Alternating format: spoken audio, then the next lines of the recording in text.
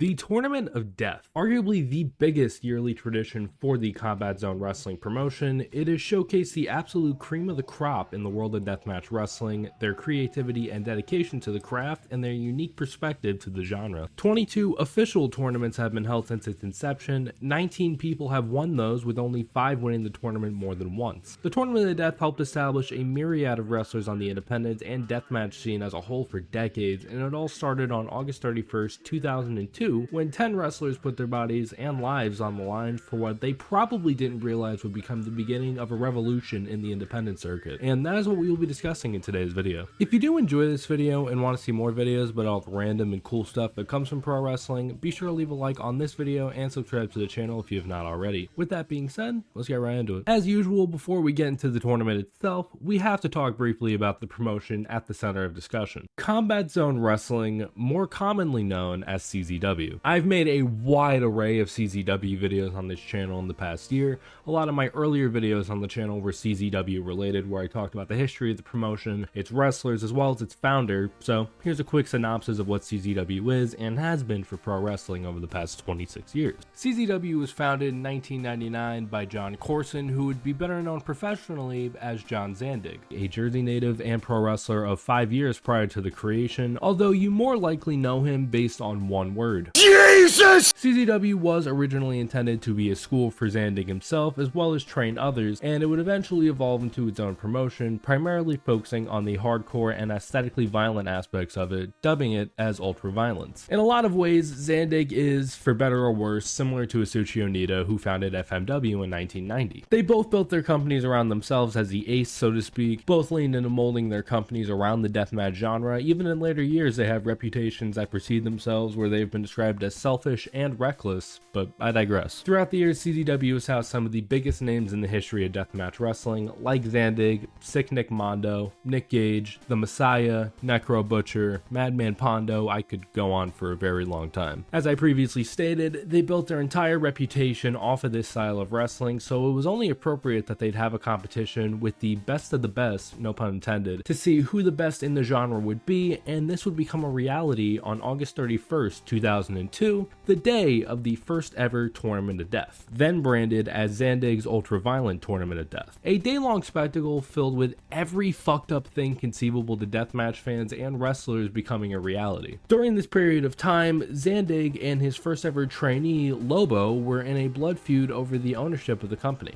which Lobo at that time had. Zandig hosted the tournament independently as a way to showcase his brand of violence to counter Lobo's conservative view on wrestling, or as conservative as you could be in CZW. The tournament was held in Dover, the capital of Delaware, due to restrictions in New Jersey in regards to certain weapons such as light tubes. They possibly could have been able to host the event in Philadelphia, Pennsylvania for the inaugural event, but they wouldn't have been able to for very long, as the Pennsylvania State Athletic Commission barred all use of light tubes and barbed wire in pro wrestling matches because of both CZW and rival XPW using it so frequently. Basically, Delaware bypasses all these regulations so it could be completely unfiltered. In fact, outside of 4 occasions in the past 23 years, every Tournament of Death has been held in some part of Delaware, whether that be Dover, Smyrna, or even right in DJ Hyde's parents' backyard in Townsend. The amount of participants in the tournament vary year by year. Some years have had 8, some have had 12, and the first ever edition had 10. The participants include CZW's founder and 5-time world champion Zandig, former Iron Man and tag team champion Sick Nick Mondo, 2-time and current reigning tag champions Nick Gage and Nate Hatred representing Hate Club, CZW Triple Crown winner Wife Beater, not to be confused with the former nickname of Chris Hero, Michigan-based wrestler Toby Klein, deathmatch lifer Necro Butcher, reigning 2-time Iron Man champion and one half of the Ratchies Adam Flash, former XPW world champion The Messiah, and former XPW mainstay Homeless Jimmy, a California-based deathmatch wrestler working his first, last, and only date in the Combat Zone. The winner of this first ever tournament would be crowned as the initial deathmatch champion. The reason for the title was that Zandig had won it in Big Japan Pro Wrestling and held on to it after the agreement between Big Big Japan and CZW ended. Big Japan vacated the title in 2002 and it was used for the unofficial championship. I think we've covered just about everything up to the start, so with that being said, let's get started. The first tournament match was Nate Hatred versus Zandig in a barbed wire boards match, which ended in a no contest following an attack by Lobo, the aforementioned Ratchis, and company. The irony of a deathmatch tournament named after Zandig having very little action from Zandig is not at all lost to me. This led to a replacement match between Adam Flash and the returning Messiah, who defeated Flash following a pop-up cutter. Next up was Wife Beater versus Necro Butcher in a staple gun and mousetrap match, where Wife Beater would get the win after hitting a chokebomb the Necro off the stage. Next was Nick Gage versus Toby Klein in a barbed wire boards and wooden strips with nails match, where Gage would pick up the win following a face wash into the corner coupled with a brainbuster for the pin. The final first round match involved Sick Nick Mondo versus Homeless Jimmy in a straight up Falls Count Anywhere match, and what would end up becoming one of the most notorious matches in tournament history. In the end, Mondo defeated Jimmy after an assault driver off of the moving truck through a table and light tubes below. Your second round matchups are set.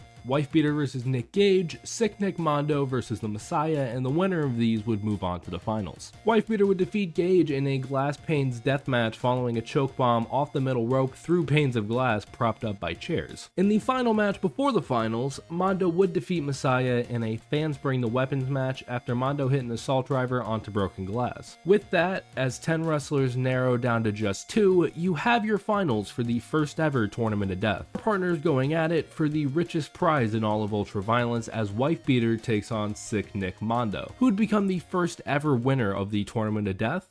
Well, it's time to find out. Mondo was first to make his entrance, toting with him a bucket of salt that would make any white family at dinner jealous, that he scatters across the ring for when the match eventually gets bloody. Wife Beater makes his way out, running to the ring with his trademark weed whacker, which is currently on and cutting through some of those 200 light tubes taped to the ropes as he enters the ring. Wife Beater puts the weed whacker down, the bell rings, and the match begins. Wife Beater wastes zero time, charges at Mondo's midsection, but Mondo ducks, and Wife Beater immediately takes a good chunk of those light tubes out of play. Mondo pulls out one of many light tubes and cracks it over the back of Wife Beater, pulls him out of the corner, delivers a snapmare, grabs a light tube, and places a roundhouse kick to a seated Wife Beater right through that light tube. Mondo lifts Wife Beater up, delivers a scoop slam, places 3 tubes on top of Wife Beater, makes his way to the apron, and hits a springboard leg drop onto Wife Beater. Mondo attempts the first pin attempt of the match, but it only gets 2. Mondo gets Wife Beater up, gets him with some punches to the head before Wife Beater takes a tube and swings it at the skull of Mondo. Mondo grabs 3 tubes and swings without relent. Bam! Bam! Bam! Wife Beater grabs a bundle of tubes, places them onto a laid out Mondo, gets a running start, and stomps him right into the chest of Nick Mondo. Wife Beater compiles an amount of light tubes that I cannot really tally, picks Mondo up, and drops him down with a powerbomb on top of all of them. Wife Beater goes for his first pin attempt, but it only gets a 2 count. Wife Beater gets up, picks up the bucket of salt that Mondo introduced during his entrance, and pours the fucking bucket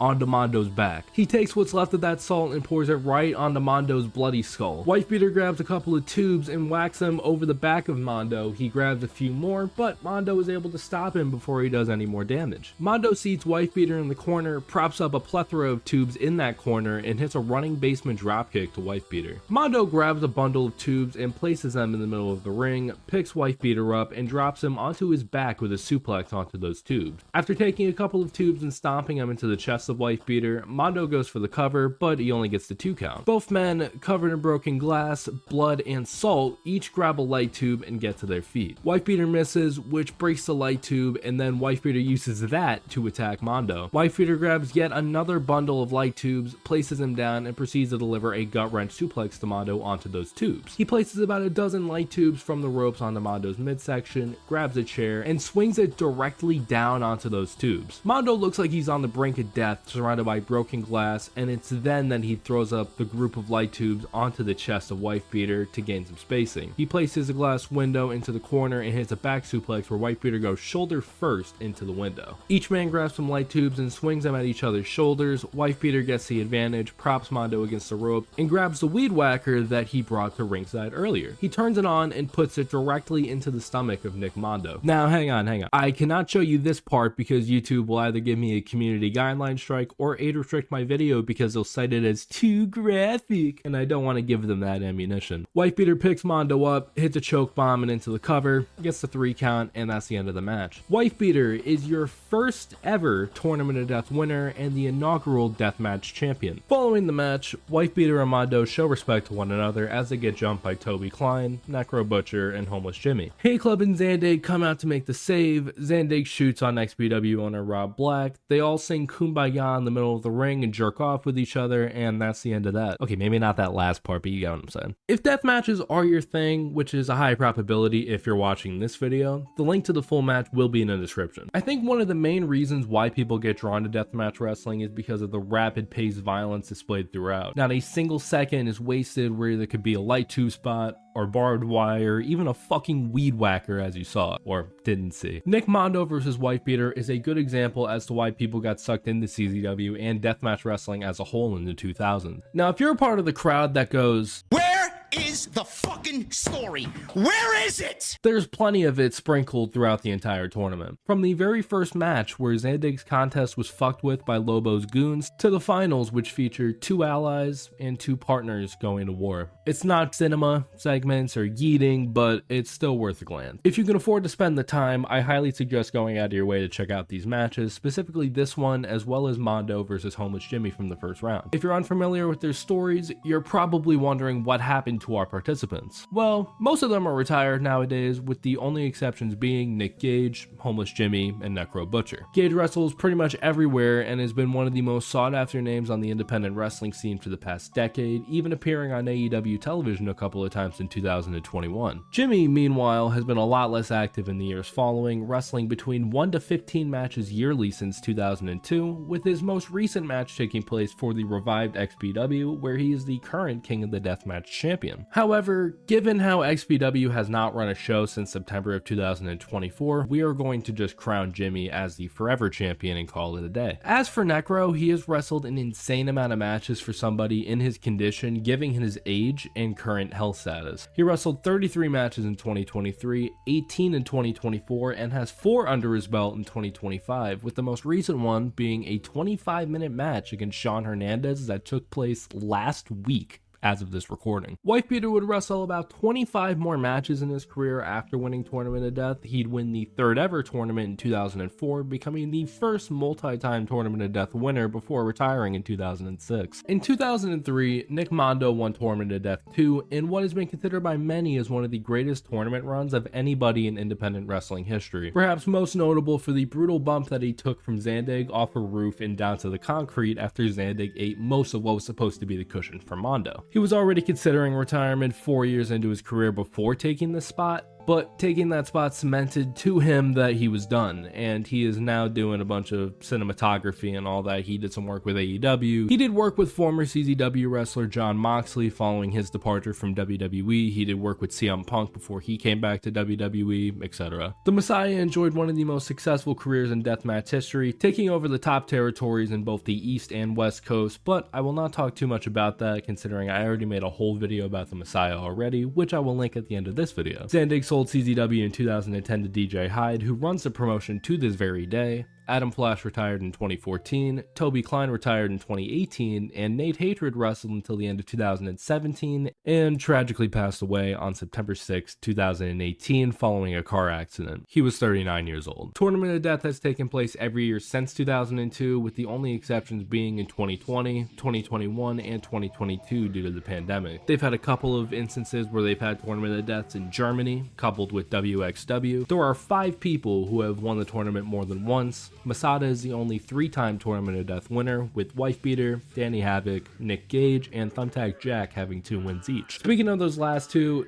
Gage and Thumbtack Jack had a match in 2009 to determine that year's Tournament of Death winner. Gage landed badly on a broken light tube which severed an artery in his arm. He was airlifted to a hospital and was pronounced dead on the way there for 7 minutes, but he was eventually patched up and made a full recovery. The most recent winner is Schlack, who won the 2025 installment on September 6th, just last week as of this recording. I meant to coordinate this upload with the live airing of the tournament that Saturday, but I got very sick and that kind of halted the production a little bit. I would also be remiss if I did not mention that this is not the only major annual deathmatch tournament to have taken place in the past 25 years. IWA Mid-South reigned king and queen of the deathmatch tournaments annually from 1997 until their closure. GCW has hosted the Nick Gage Invitational yearly since 2015. IWA Deep South runs the Carnage Cup every year, and IWA Deep South might be the most violent promotion in all of wrestling currently, so you might be able to claim that the title of this video is clickbait, and I will not argue with you because those motherfuckers are crazy. While people have found a way to match their freak over the years, and even before they were a thing, CZW revolutionized the game and has left their permanent mark in the world of professional wrestling. Their presence is felt all over the industry in every major promotion one way or another, and it will until the end of time. This tournament is a very big reason as to why that is, and now its impact and prestige in the deathmatch scene is unmatched. But yeah, that was the Tournament of Death. What did you think? Feel free to let me know down in the comments what you thought about this video, so I look for all feedback, positive or negative. If you did enjoy it, be sure to leave a like and subscribe to the channel if you have not already, so you do not miss out on any future videos. Thank you guys so much for watching, and I will see you all in the next one.